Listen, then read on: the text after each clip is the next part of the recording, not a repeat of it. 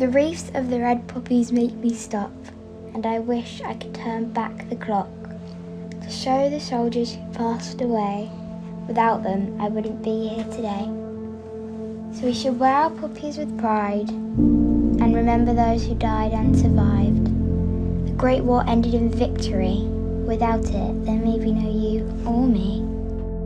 The War Memorial was very important for people in 1920, both for remembering the people who had died, but also as a thanksgiving for the people who came back alive.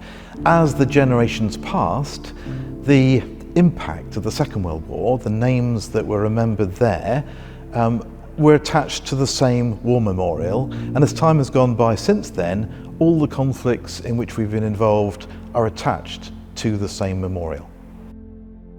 The cross stands in a very obvious place right opposite the school, and many people drive past it or walk past it every day. I like to think that they would look at it and remember its significance, but of course its main significance comes into place in November, when we have, I think, more than 1,000 people last year gathered round it for the ceremony. Being a resident of Gables Road, I obviously take a lot of interest in the War Memorial. I pass it every day. Quite often I bow my head and say a little prayer. They will be remembered. And I think many other people feel the same. And it is there as a visible symbol of what we should all do when we remember those that gave their lives that we might try and live in a bit more peace in this very troublesome world. The church, like many village churches, is a focal point for remembering and remembrance, and we have a special connection with the War Memorial. And today we are celebrating 100 years after the establishment of that War Memorial, and the celebrating takes the form of an open-air service. The service we celebrated today followed almost exactly the order of service from 1920 and concluded with wreath laying. Having served for many years in the army, the idea of commemorating those who have fallen is a very important one to me personally. And having known many soldiers who have died in the service of their country, whenever I see that war memorial, it has a special significance for me. At the conclusion of the Great War from 1914 to 1918, everybody was, of course, absolutely overjoyed, but somewhat saddened by the number of people that were killed in that war.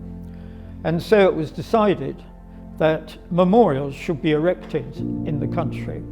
And the people of Crookham and Crookham Village, by public subscription, the money was collected, and Mr. Mardle of Fleet was commissioned to build the memorial, which he did beautifully in Portland stone. Of course, I was not around at the unveiling, which was in October 1920, but there was a vast crowd of some hundreds of people gathered there.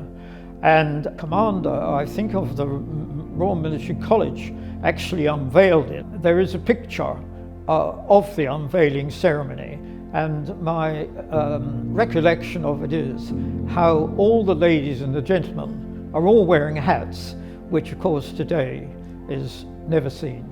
For the village as a whole, the church has a significance in that there are war graves. As you travel around the country, you'll see many of these, very distinctive, pale Portland stone with a gentle curve on the top.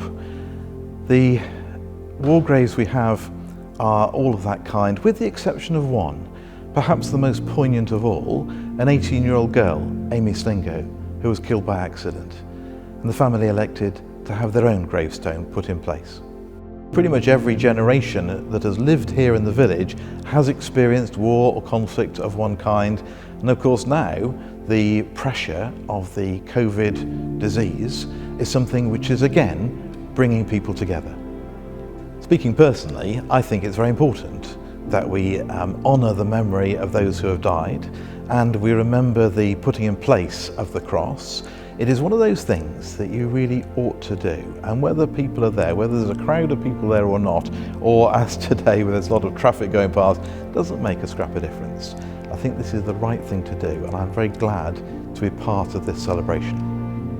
I think it is only right and proper that we should remind the present members of Crookham Village and Church Crookham that this wonderful war memorial was built by public subscription, and so it is their war memorial, and therefore it is appropriate that they should respect what it stands for, and I'm sure they do appreciate that.